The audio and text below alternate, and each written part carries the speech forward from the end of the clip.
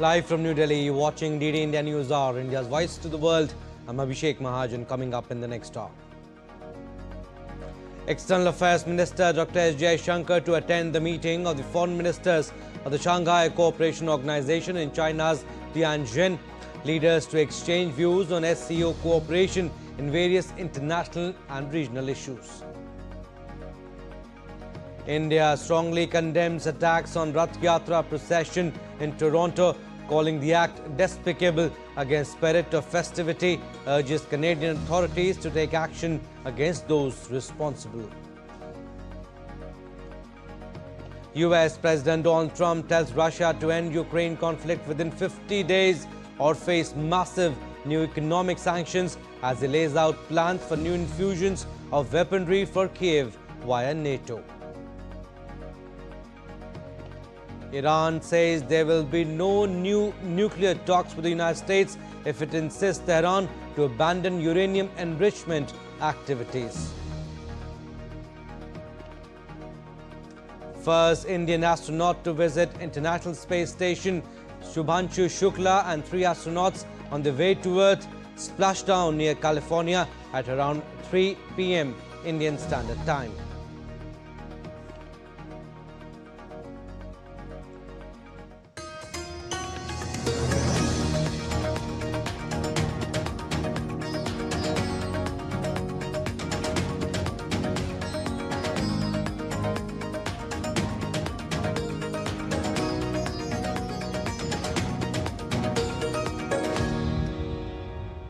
News in detail now. External Affairs Minister Dr. S. Jaishankar will attend the meeting of the foreign ministers of the Shanghai Cooperation Organization in China's Tianjin.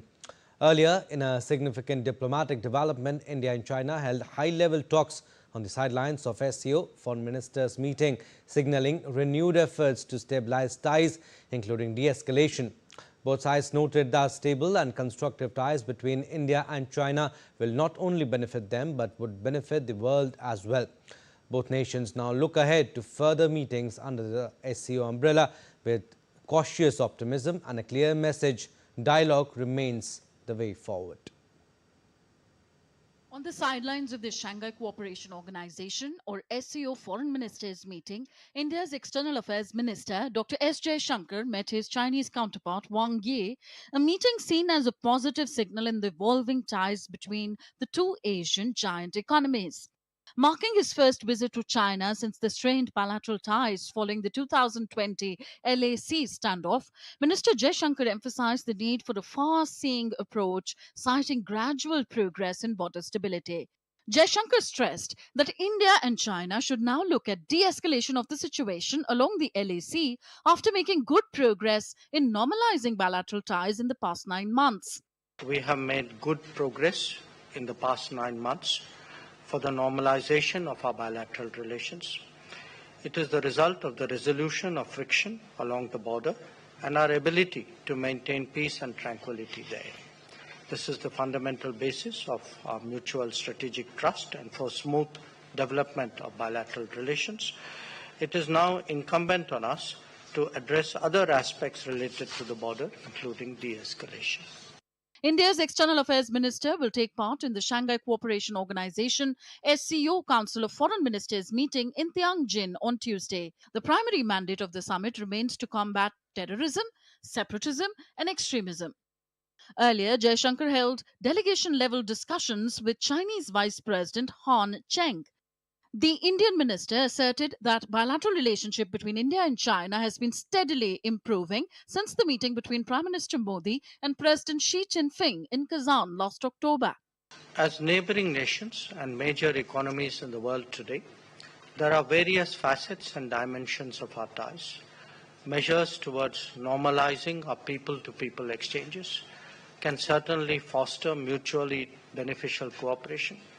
It is also essential in this context that restrictive trade measures and roadblocks are avoided. I hope to discuss these issues with you in further detail. Jaishankar's visit follows visits by Defence Minister Rajnath Singh and National Security Advisor Ajit Doval, who travelled to China in June for the SCO meetings. Last month, on the sidelines of the SCO Defense Ministers meeting in China's Qingdao, India's Defense Minister Rajnath Singh stressed that India seeks a permanent solution to its long-standing border dispute with China. Singh made the comments during a meeting with his Chinese counterpart Dong Jun as the ministers held in-depth talks on the need to maintain peace along the India-China frontier. In the last few months, India and China have initiated a number of measures to repair bilateral ties, from working out final details of direct passenger flights between Delhi and Beijing to resumption of Kailash Mansarovar Yatra after a gap of nearly 5 years. As ministers of Asia's two largest economies meet, peaceful, stable, and constructive ties between New Delhi and Beijing are seen as vital, not just for the region, but for global geopolitics as well. Tripti Tripaঠি's report for DD India.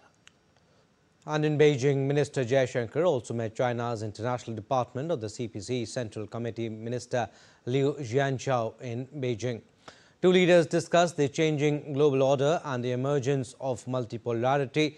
Dr. Jaishankar spoke about a constructive India-China relationship in that context. And India's Ministry of External Affairs has taken up the matter of eggs thrown on Rath Yatra in Toronto with the Canadian government, stressing that despicable acts are regrettable. MEA's official spokesperson Randeep Jaiswal said, and I quote him here, "We have seen reports regarding disruption created by mischievous elements during the Rath Yatra procession in Toronto. Such despicable acts are regrettable and are against the spirit of the festival, which seeks to promote unity, inclusivity and social harmony. We have strongly taken up the matter with Canadian authorities to hold the perpetrators of the act accountable. We hope the Canadian government will take necessary action to protect the religious rights of people." Unquote. However, the Rath Yatra continued despite the disruption, with participants maintaining their devotion and spirit. The annual Chariot Festival rolled through Toronto this weekend, drawing thousands in dance, devotion and colour. DD India's Tarun Paul Singh witnessed the spiritual spectacle. Right now, we are at City of Toronto, where Lord Jagannath is ready, and whole community is here talking about the Yatra, celebrating the Yatra. Let's go inside and talk with them.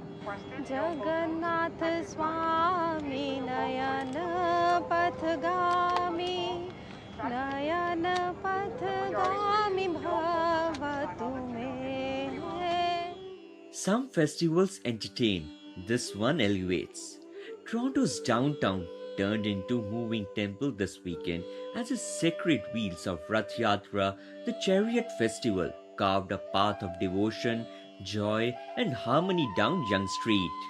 This Rath Yatra, it's a parade. It's a chariot parade that we do every year in the month of July, where Lord Jagannath, Lord Baldev and Srimati Subhadra Maharani comes on a Yonge Street. It's an ancient tradition of serving Lord Jagannath, where Lord Jagannath comes and gives his mercy on the streets.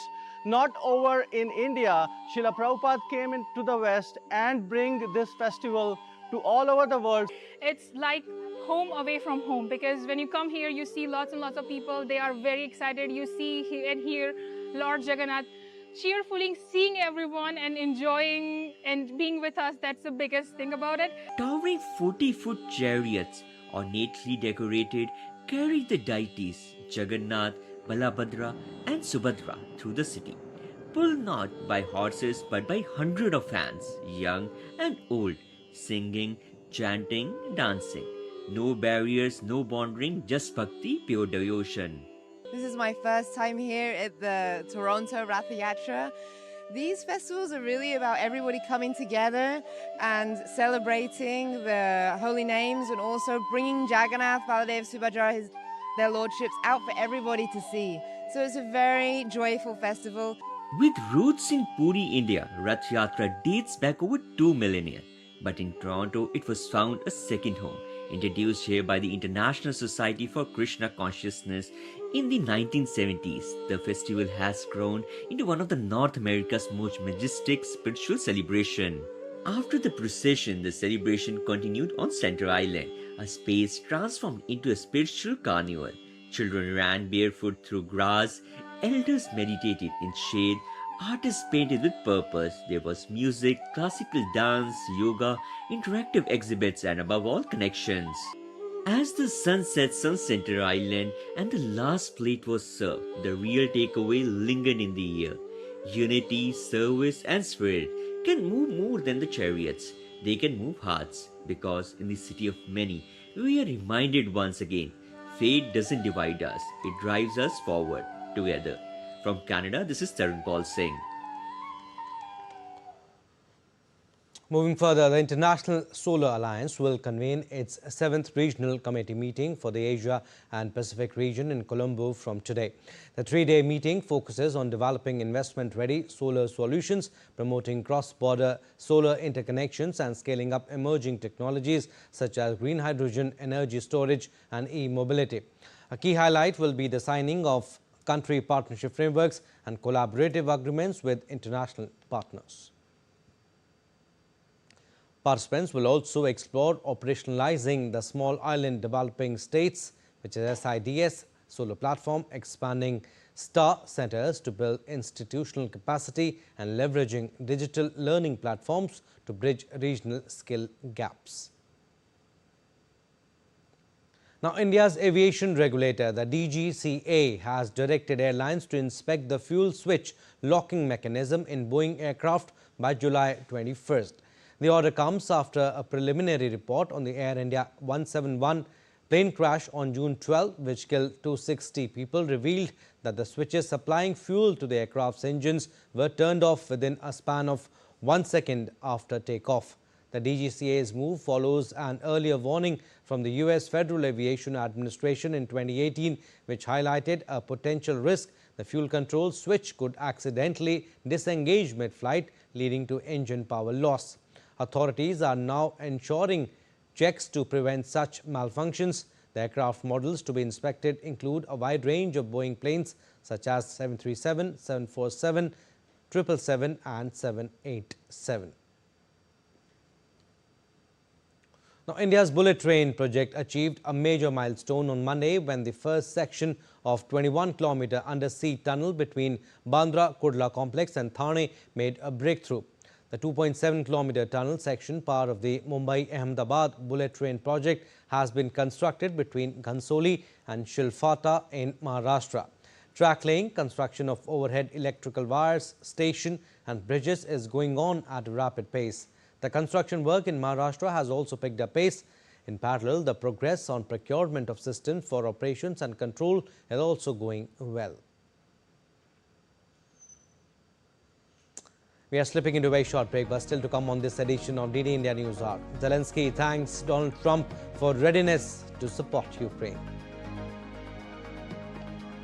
Supreme Court allows Trump to resume dismantling of Education Department, overruling lower court block.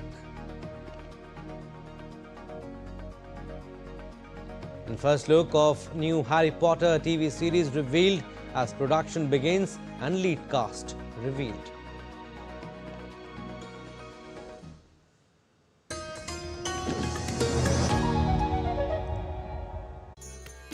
When I came here, I was very much, astonished by the food which is available here, the culinary food which is available from every part of India. It is impossible to get everything here done, and there are many, setup like the tawas and the oven, pizza ovens, everything. This is impossible to bring it here. I thank the Shrine Board and this Bhandara for getting all the things here.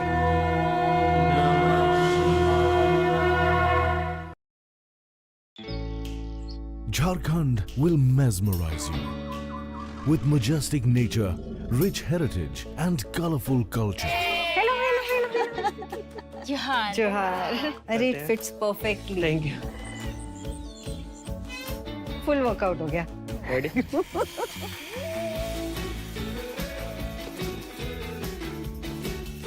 Postcards from Jharkhand on National Geographic.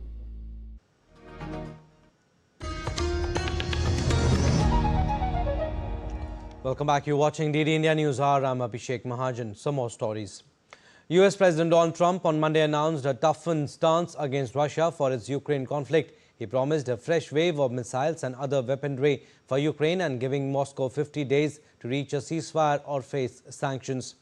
In the Oval Office, at an announcement with NATO Secretary General Mark Rutte, Trump told reporters he had become deeply frustrated with Russian President Vladimir Putin.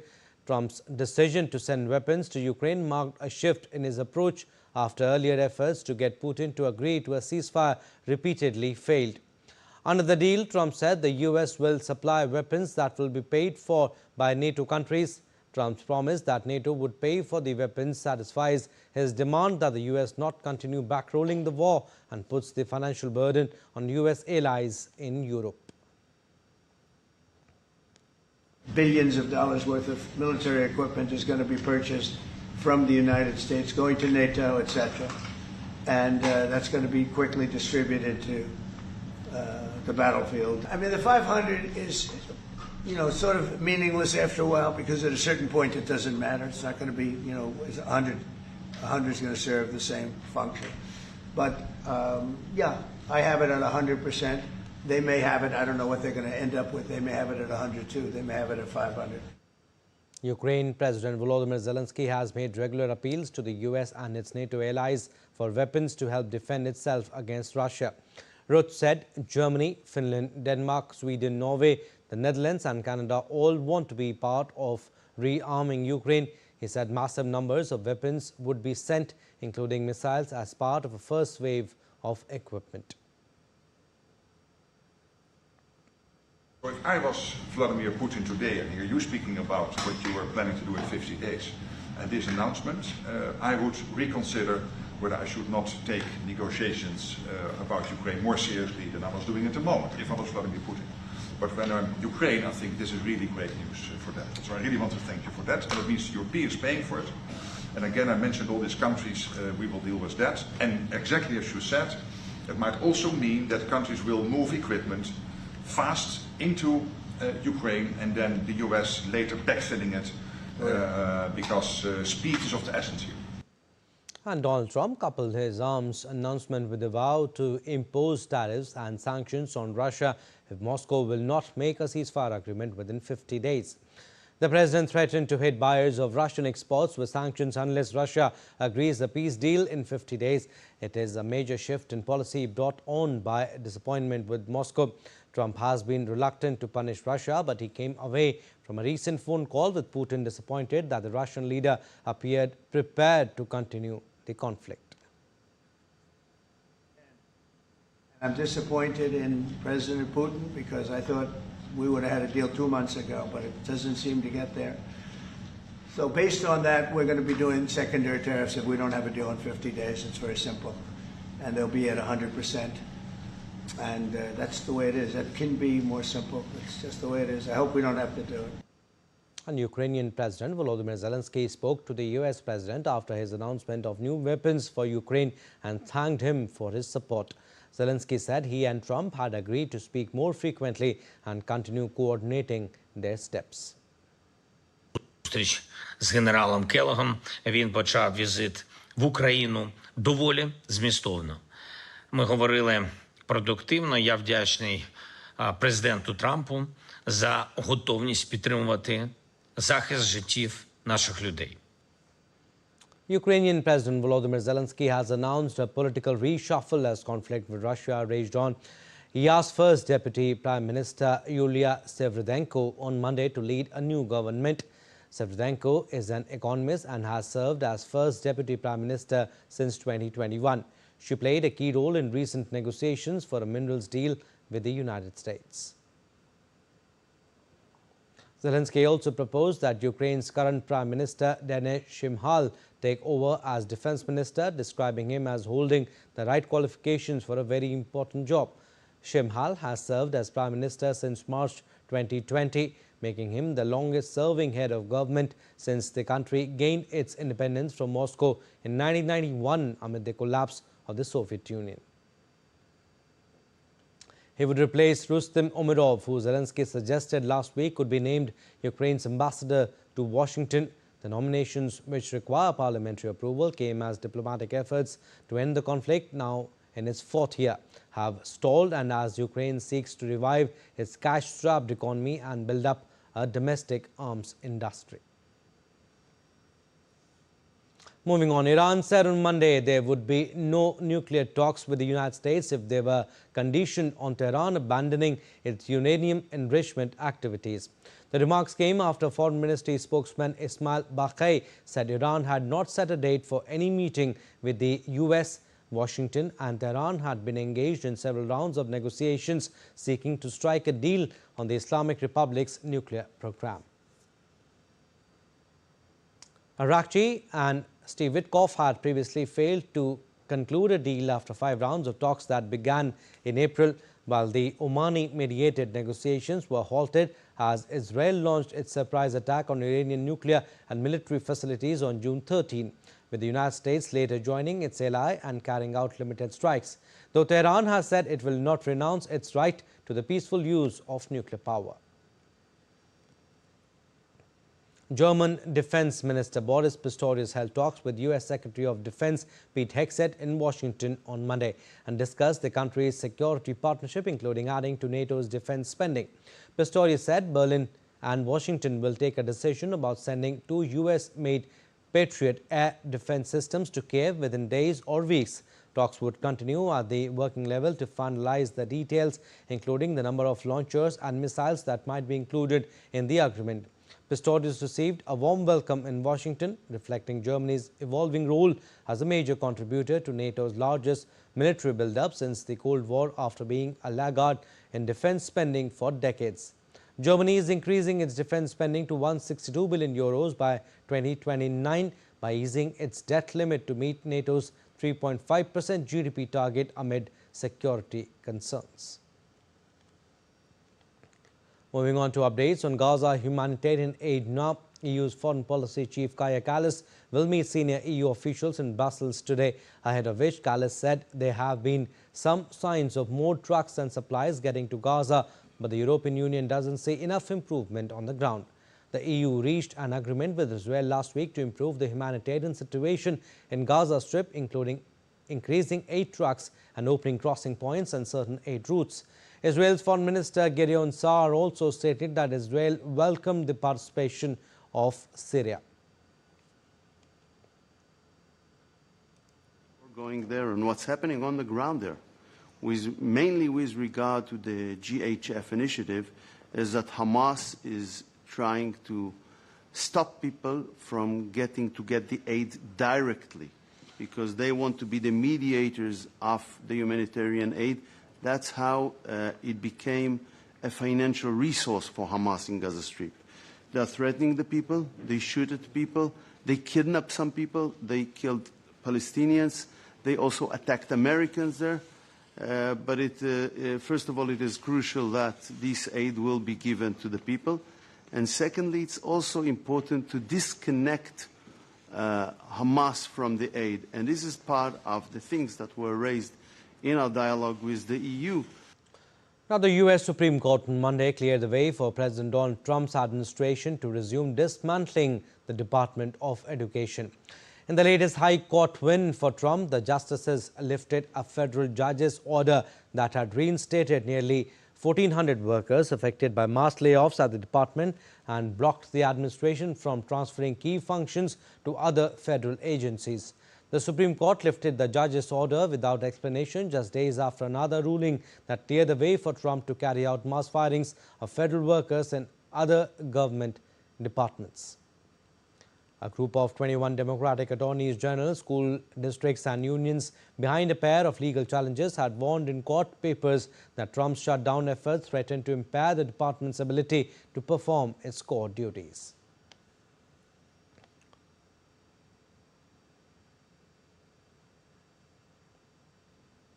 Created by Congress in 1979, the Department of Education's main roles include administering college loans, tracking student achievement and enforcing civil rights in schools.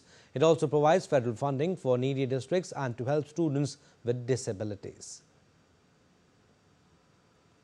Trump thanked the Supreme Court for allowing the administration to implement widespread education department layoffs, terming it a major victory to parents and students across the country. Trump stated in social media post, And I quote him here, "The federal government has been running our education system into the ground, but we are going to turn it all around by giving the power back to the people," unquote.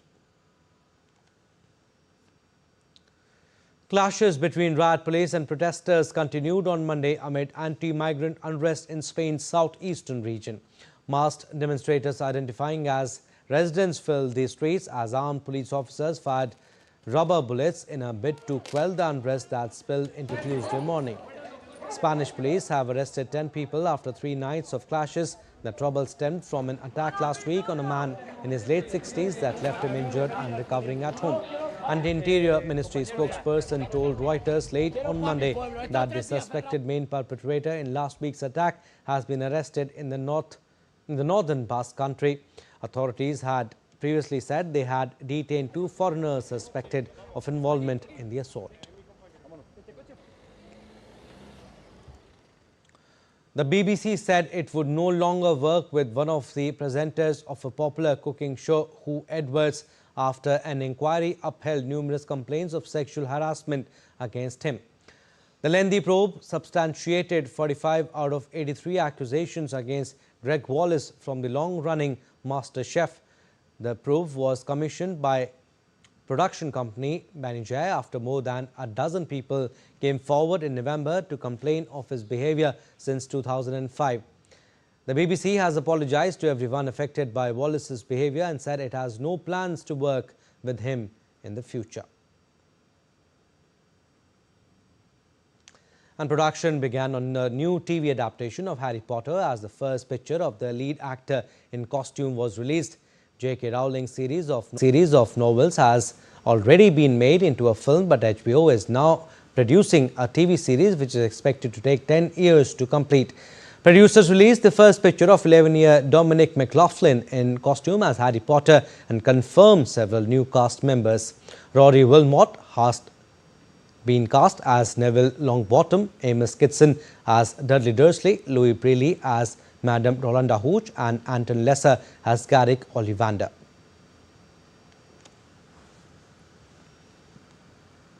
And dozens of U.S. ice cream producers are planning to remove artificial colors from their products by 2028. The International Dairy Foods Association, which includes over 40 top ice cream brands, said its members would stop using petroleum-derived synthetic colorings by the end of 2027. Health Secretary Robert F. Kennedy Jr. has blamed food dyes for rising rates of ADHD and cancer, an area many scientists say requires more research. Time now for another short break, but still to come on this edition of DD India News Hour. Rajasthan braces for more downpours. Red alert issued for heavy rain in 3 districts. And legendary marathon runner 114-year-old Fauja Singh dies in a road accident.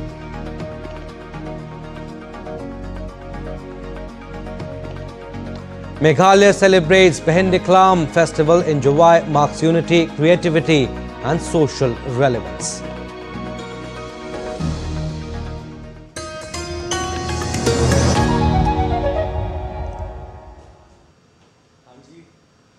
आइए आइए यहाँ बैठोगे?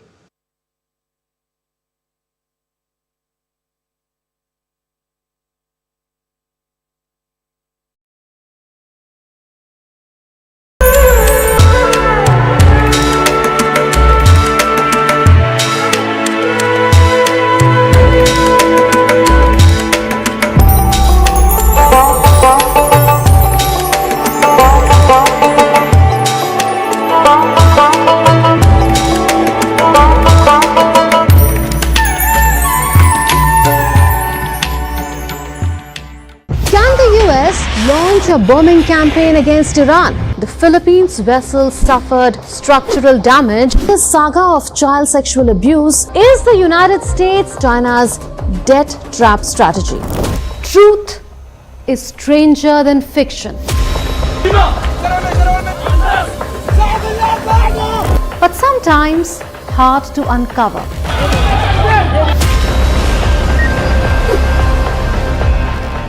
Trust us to tell the truth, unadulterated and pure, of every story that matters to you.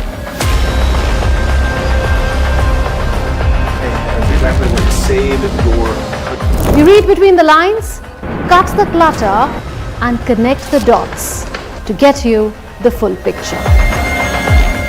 Watch Connecting the Dots at these times with me, only on. Welcome back. You're watching DD India News Hour. I'm Abhishek Mahajan. Recap of our top stories. External Affairs Minister Dr. S. Jaishankar to attend the meeting of the foreign ministers of the Shanghai Cooperation Organization in China's Tianjin. Leaders to exchange views on SCO cooperation in various international and regional issues. India strongly condemns attacks on Rath Yatra procession in Toronto, calling the act despicable against spirit of festivity, urges Canadian authorities to take action against those responsible. US President Donald Trump tells Russia to end Ukraine conflict within 50 days or face massive new economic sanctions as he lays out plans for new infusions of weaponry for Kiev via NATO. Iran says there will be no nuclear talks with the United States if it insists Tehran to abandon uranium enrichment activities. First Indian astronaut to visit International Space Station, Shubhanshu Shukla and 3 astronauts on their way to Earth splashed down near California at around 3 p.m. Indian Standard Time.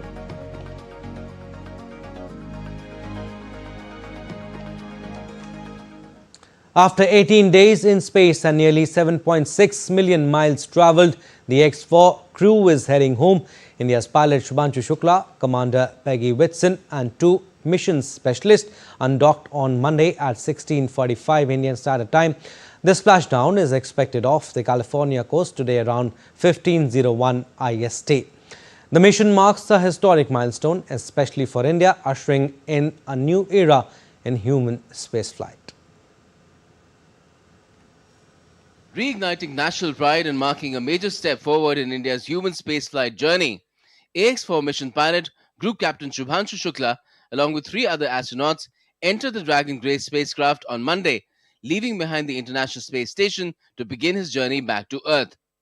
The hatch of the Dragon Grace spacecraft, connecting it to the International Space Station, was closed at 2:37 p.m. IST on Monday. Undocking with the ISS was completed at 4:45 p.m.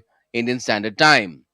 In a social media post, India's Minister for Science and Technology and Space, Dr. Jitendra Singh, said the entire nation eagerly awaits Shukla's safe return. Shukla's family expressed immense pride and joy ahead of his return on the 15th of July. They are planning a grand welcome, reflecting the nation's pride in his historic achievement. The 18-day stay aboard the ISS marks a milestone in India's space exploration. As part of the Axiom Mission 4, or AX-4, Shukla became the first Indian in 41 years to reach the ISS. During the mission, he conducted over 60 experiments, including 7 led by ISRO, focusing on microgravity research, covering sustainable space agriculture, crop resilience, microbial adaptation, and muscle regeneration. The AX-4 mission, a collaboration between ISRO, NASA, Axiom Space and SpaceX, marked India's return to human spaceflight after more than 4 decades. Launched on the 25th of last month, the mission saw Indian Air Force pilot Group Captain Shubhanshu Shukla make history. On Sunday, before undocking, the AX-4 crew participated in a farewell ceremony aboard the ISS. Shukla said, 41 years ago, an Indian astronaut described what India looked like from space. And now, people are eager to know what India looks like today. आज का Bharat space से महत्वाकांक्षी दिखता है.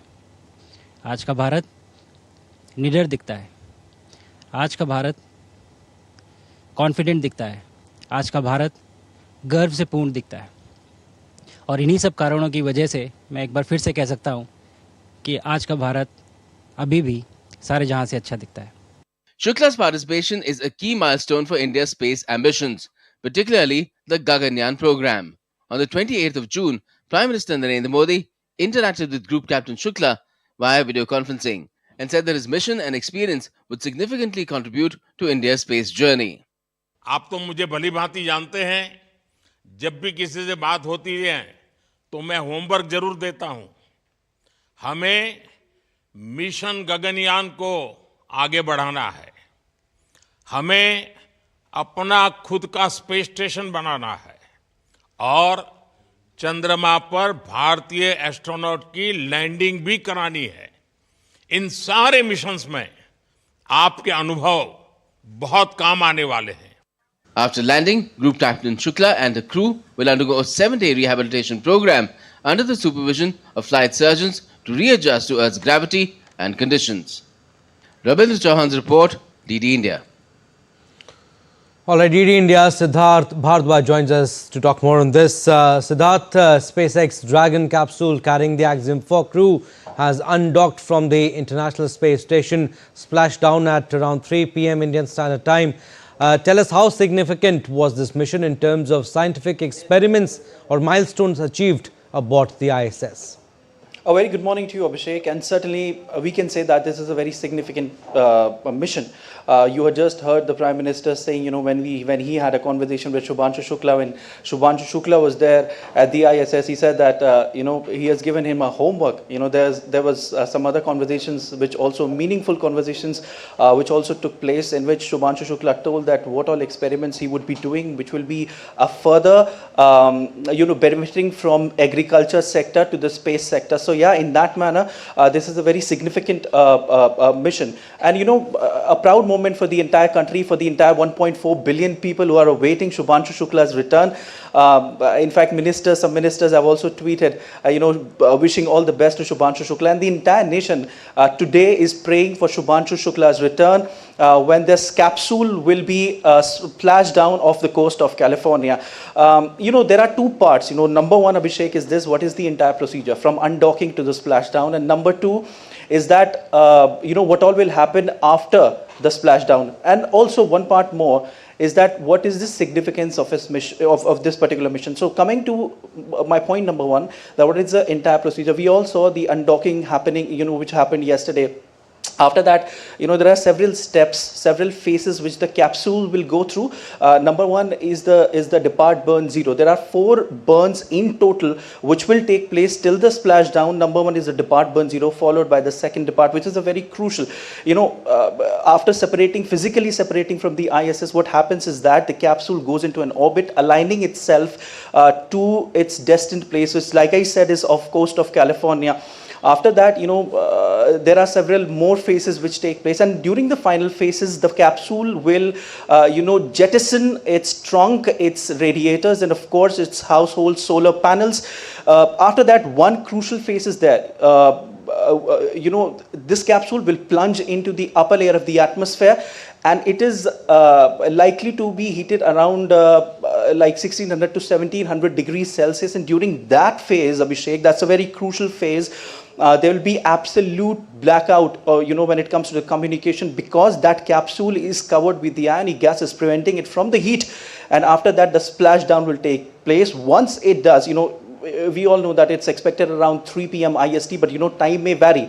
But then when it happens, there are there are ships, which will be there with the fast boats and medical team and all the technical team. Then what will happen, that capsule will be lifted via hydraulic cradle, and then the astronauts will be assisted. A medical checkup will be done on board the ship, and then they will, via helicopter or via a waterway, will go to Houston, and then further medical checkups will be done, and there will be rehabilitation phase which will go for about 7 days. Because when you are not in gravity, when you're in space, so the bone density also reduces. You get a baby-like skin, and there are several other challenges which astronauts face. So to recuperate from that, a rehabilitation phase will take place, which will go till around 7 days. So definitely, all in all, Abhishek, it's a very significant mission, and also a proud moment for India. As far as the experiments are concerned, coming on to my third point, these experiments which Shubhanshu Shukla did in space will certainly help, like I said, from agriculture sector to the space sector. Why? Because he experimented, he made several experiments, one of which is this study of space microalgae and their potential for food processing, their potential for oxygen and also biofuels. So imagine, this is just one of the experiments which Shubhanshu Shukla did. He also did centrifugation of cyanobacteria, so apart from other experiments which he conducted in space. So these goes on to show that how these will help humans and also humans in space, because he also conducted an experiment of digestion in space and also mental well-being of astronauts, which is very, very important, Abhishek. And we all cannot forget the farewell message of Shubhanshu Shukla, in which he said that today's India looks confident, today's India looks fearless and full of pride, and also said that today's India is Sare Jahan se Acha. So we cannot just forget that, and it certainly goes on to show, speaks volumes, in fact, about the fact that absolutely, Siddharth, everyone in fact is waiting with bated is breath, shining on the global map. Splashdown time is 3 p.m. Indian Standard Time. We'll leave it at that. Thank you for your input, Siddharth. Let's now take a look at some weather updates, weather-related stories making news around the world. India continues to witness an active monsoon phase, with the India Met Department forecasting to receive light to heavy rainfall in the upcoming days. In Delhi NCR, the IMD has predicted generally cloudy skies and light to moderate rain accompanied by thunderstorms and lightning over the next 4 days. On Tuesday, very light to light rain is forecast, with similar wind patterns and temperatures ranging between 32 to 34 degrees Celsius and 24 to 26 degrees Celsius, both slightly below normal. The weather will remain partly cloudy on July 16 and 17, with occasional light rain and thunderstorms. Meanwhile, IMD has issued red alert for the states of Rajasthan and Chhattisgarh today. Entire Rajasthan is under alert for extremely heavy rain. Heavy rain from last 24 hours have created flood-like situation in Jodhpur, Kota and Chittorgarh. Jaipur is witnessing continuous rain for the last 12 hours. A yellow alert has been issued for today.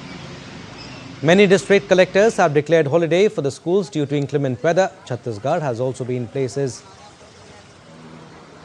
There have been places in Chhattisgarh that have been put on red alert for extremely heavy rainfall.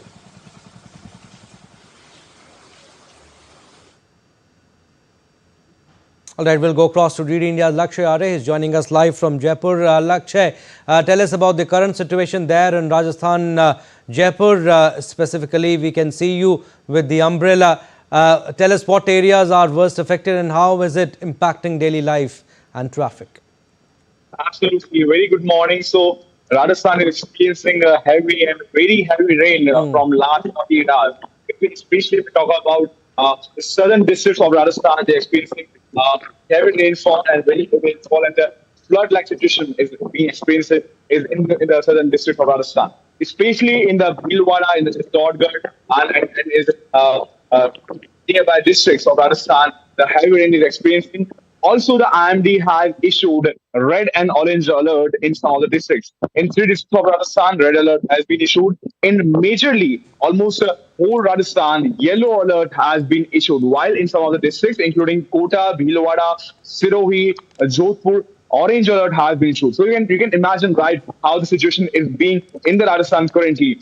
The state is experiencing heavy rainfall. The NDRF and SDRF, along with the local administration, is quite visual. They are taking advisories and they are issuing several advisories for the general people. They are taking precautionary measures to avoid any mishappening. Yet yesterday there was an information about a man who flown in a river.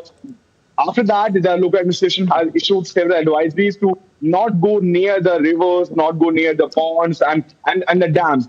As per the dams, the major dams of Rajasthan, including the Kota barrage, including the Rana Sagar, they are overflowing. So Yesterday, the Chittorgarh, in the Khatoli region of the Chittorgarh, there was 198 mm rainfall received yesterday in last 48 hours. Along with that, major regions of the Chittorgarh, Bhilwara, Sirohi are also experiencing heavy rainfall. As per the IMD, the cyclonic circulation is near the Rajasthan and Madhya Pradesh. So Rajasthan is experiencing the low pressure point and the cyclonic circulation along the major region of Rajasthan, due to which the incoming 48 hours, from last 48 hours, Rajasthan is receiving the heavy rainfall, and even coming 48 hours, the rainfall is not going to go less. So Rajasthan is going to receive heavy rainfall in coming 2 days. Most importantly, what right here is the local administration is taking regular measures over the situation. The IMDs, they are issuing regular precautionary measures. Parallelly, in the major districts where the heavy rainfall is experiencing, where there is a flood-like situation, the district collectors have issued advisory to stay inside, to not go outside, not go near the rivers, not go near the place where there's a high flow of the water. Parallelly, the holiday has been declared in some of the schools and colleges respective to the flood-like situation in the state. All right, Lakshay, we'll leave it at that. Thank you for getting us the latest from Jaipur, Rajasthan. Weather Department has issued orange warning for 3 districts of Himachal Pradesh and warned of heavy to very heavy rains in Shimla, Solan and Sirmaur for Tuesday. In the next 24 hours, most parts of Himachal Pradesh are likely to receive light to moderate rainfall, with isolated places experiencing heavy to very heavy showers. People are advised to stay alert, especially in hilly areas prone to landslides and road blockages. Keep rain gear handy and follow local weather advisories. IMD senior scientist Sandeep Kumar Sharma said an orange alert for heavy to very heavy rain has been issued in Kangra, Mandi and Sirmaur. देखिए, आज 14 और 15 जुलाई को भी संभावना है कि प्रदेश की जो मैदानी डिस्ट्रिक्ट हैं, जो मध्यवर्ती डिस्ट्रिक्ट हैं, यहाँ पे बहुत से क्षेत्रों में हल्के से मध्यम बारिश होगी। साथ में कुछ एक डिस्ट्रिक्ट है जिसमें बात करेंगे आज 14 जुलाई की, डिस्ट्रिक्ट कांगड़ा, मंडी और सिरमौर में हैवी टू वेरी हैवी का ऑरेंज अलर्ट है। और फिर ये जो एक्टिविटी कल भी जारी रहेगी। कल देखिए सोलन, शिमला, सिरमौर में हैवी टू वेरी हैवी का ऑरेंज अलर्ट है। जो बाकी क्षेत्र हैं जिसमें ऊना, बिलासपुर, हमीरपुर है, कुल्लू है, यहाँ पे 1-2 स्थानों में हैवी रेनफॉल हो सकती है। तो इसको देखते हुए इन डिस्ट्रिक्ट्स में हैवी रेनफॉल का येलो अलर्ट है। In northwest India, heavy rainfall in Punjab has caused widespread waterlogging, impacting normal life and leading to traffic disruptions in major cities like Chandigarh, Mohali, Ludhiana, Patiala, Amritsar, Hoshiarpur and Roopnagar.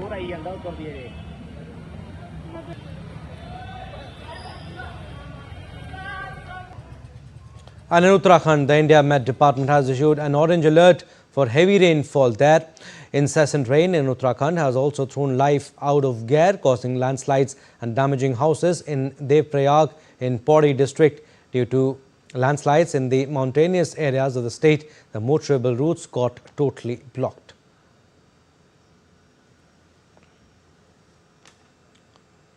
Now nominated to a new role as Member of Parliament in the Upper House, Harshvardhan Shringla has his priorities set. Speaking exclusively to DD India's Vishal Barristow, the former Foreign Secretary talks about the development of the northeastern region of India and the success of Indian diplomacy against Pakistan. From a seasoned diplomat to the Member of Parliament, how do you see yourself in the new avatar?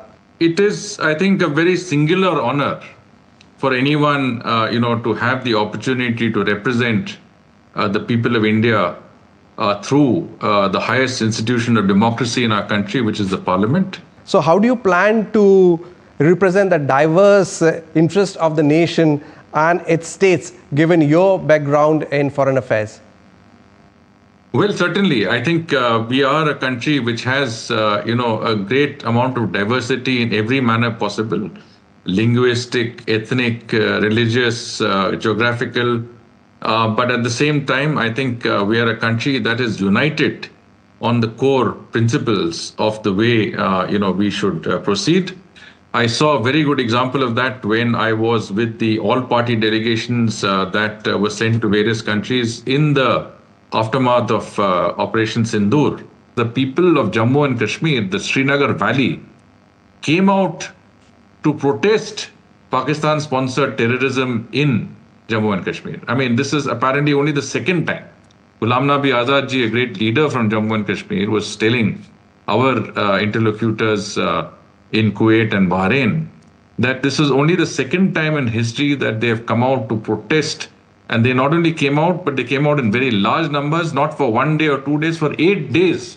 They were out in the streets protesting the terrorist attacks sponsored by Pakistan in Jammu and Kashmir. At the same time, a unity of purpose. And that is what I think our approach in Parliament should be, a critical evaluation on various aspects of the lives of our citizens, whether it's economic, whether it is based on their security, whether it is based on the integration of our country at a global level through technology, through people-to-people connect, investments, trade, etc. All these are very important aspects of the functioning of a vibrant parliamentary democracy like ours. Now, when we talk about you, sir, what specific areas of legislation or policy do you intend to focus on in the upper house? Well, from my background, obviously my areas are in foreign policy, in the areas of defense. But I'm equally interested in economic issues, commercial issues, financial issues, management and administrative issues. So honestly speaking, 40 years of experience in government, both as a member of the Foreign Service and that time that I spent as chief coordinator of the G20. I'm also interested in regional development, especially that part of the country which has missed out on the rapid growth and development our country has witnessed. We have had growth, very strong growth in the north, in the west, in the south of India. But eastern India, from Bihar, Bengal, the northeast, has not been able to avail of that level of growth. It is growing, but not as fast as we should. Well, certainly, sir. And I hope the northeast gets an added advantage with you representing our upper house and raising their issues as well. Thank you so much for talking to DT India. India's runner Fauja Singh, who earned the tag of world's oldest marathon runner, died at the age of 114 in a road accident on Monday. According to police, a car hit him on Monday afternoon, due to which he suffered a serious head injury. Fauja was immediately rushed to a hospital. However, he succumbed to the injuries later. Age was never a barrier for Fauja Singh. The death of his son and wife forced him to search for a worthwhile alternative in life. At 89 years, he took to running seriously. Fauja Singh ran his first race, the London Marathon, in 2000. He was well known in his village for running from one place to another. Fauja Singh competed in fact in 942-kilometer marathons in London, Toronto and New York.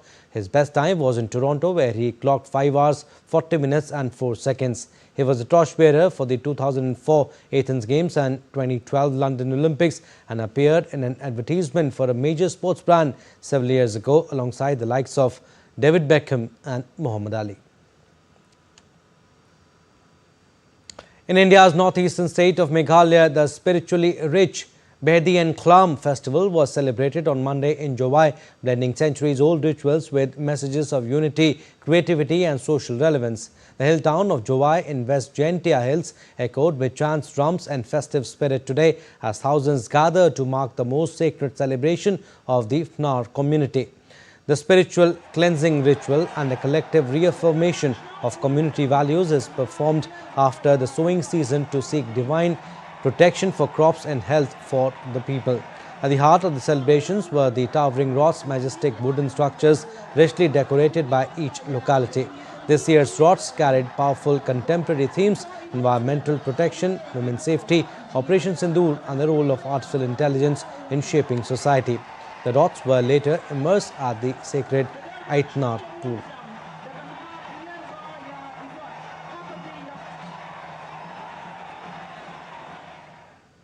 Business updates now. US lawmakers are on the verge of passing landmark legislation that will give the crypto world much wanted legitimacy, riding on President Donald Trump's recent embrace of the industry. The US House of Representatives is set to vote on 3 pieces of legislation this week, including one of the use of stablecoins, cryptocurrencies pegged to safe assets like the dollar. The raft of Legislation comes after years of suspicion against the crypto industry amid the belief in the Biden administration that the sector born out of the success of Bitcoin should be kept on a tight leash and away from mainstream investors. But after crypto investors poured millions of dollars into his presidential campaign last year, Trump reversed his own doubts about the industry, even launching a Trump meme coin and other ventures as he prepared for his return to the White House. Now, Bitcoin crossed the $120,000 mark for the first time on Monday, marking a major milestone for the world's largest cryptocurrency. The surge comes as investors bet on long-awaited policy wins for the digital asset industry. Bitcoin hit a record high of $122,571.19 before easing slightly to trade 2.4% higher at $121,952. The rally coincides with the U.S. House of Representatives preparing to debate a series of bills aimed at establishing a clear regulatory framework for cryptocurrencies, something the industry has long demanded. These efforts have found support from President Trump, who has dubbed himself the crypto president and urged lawmakers to revamp rules in favor of digital assets. Despite ongoing uncertainty from Trump's tariff threats, Bitcoin's 29% rise this year has sparked a broader rally across other cryptocurrencies. A grand fireworks and drones display lit up the night sky around the Eiffel Tower in Paris in celebration of Bastille Day. Crowds gathered to watch as drones encircled the landmark, spelling out liberty, equality, fraternity and Paris Agreement in French in a tribute to France's national motto and the 10th anniversary of the Paris Agreement.